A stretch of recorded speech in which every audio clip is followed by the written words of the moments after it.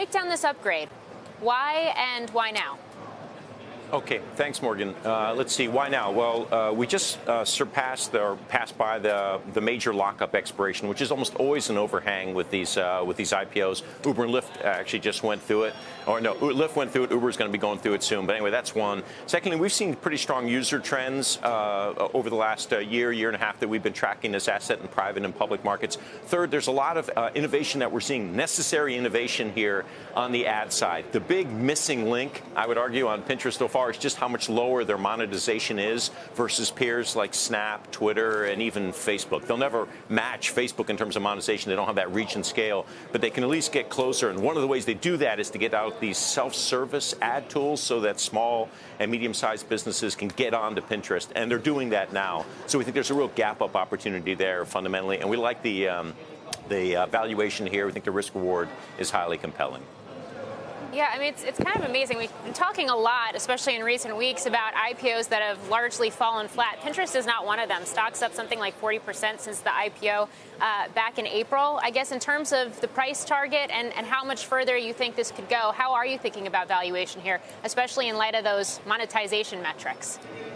Yeah, so Morgan, that's the right setup here. We think there's a little over 30% upside here. Fundamentally, this is one of the stronger assets that we see in kind of mid-cap internet land. It's around a 17 billion market cap name, doing about $1 billion, 1.1 billion revenue run rates, growing about 50% year over year, 70% margins. It's not yet sustainably profitable. The advantage that Pinterest has, however, is that there are comps out there. There are bogeys. There are other business models like this that have generated really nice margins. Facebook's one, Twitter's another. So there's no real question about the long-term profitability of this business. And we think we're going to start seeing sustained profitability next year. So we'd rather get in before that's clear to everybody. And while they can, we think, sustain reasonably high growth rates, I'd argue for the next 2 or 3 years, I think this is a 30% plus sustainable revenue grower, and I don't think we're going to get the Twitter dip and the Snap dip. I actually think this management team to date has shown much better track record than those two assets did at the time of their IPOs.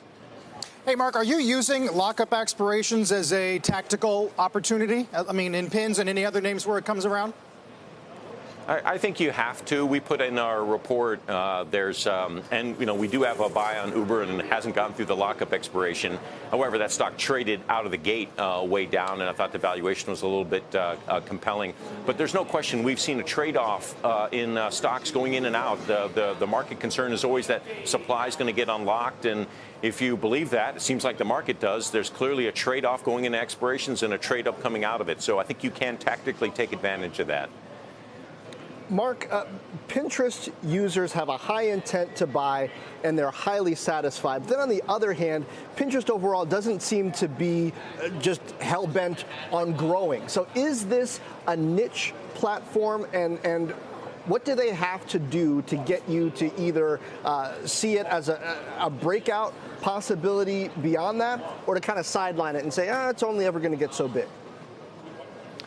Well, I think a lot of this is going to come down to product innovation, both on the user and the advertiser side. So we're watching out for two things. On the user side, can they break out of their kind of core demographic? This skews very heavily female.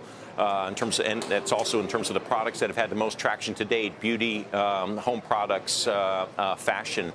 If they can expand beyond those verticals, that shows you the extensibility of the model. And one of the areas we pointed out in our report is travel. That's actually become one of the bigger categories now on the site. You should think about it as a place, if you're going to go to Austin, Texas, San Francisco, if you're going to go to Tampa Bay, there's a great bucket list of things you can do. It's almost like TripAdvisor, but you can find it on Pinterest too. So there's that kind of expansion there. And then on the advertiser side, I guess the most important thing is make the tools easy for small, medium-sized businesses. That's what's powered Google to date, and large advertisers do. But that's really the secret sauce of internet advertising.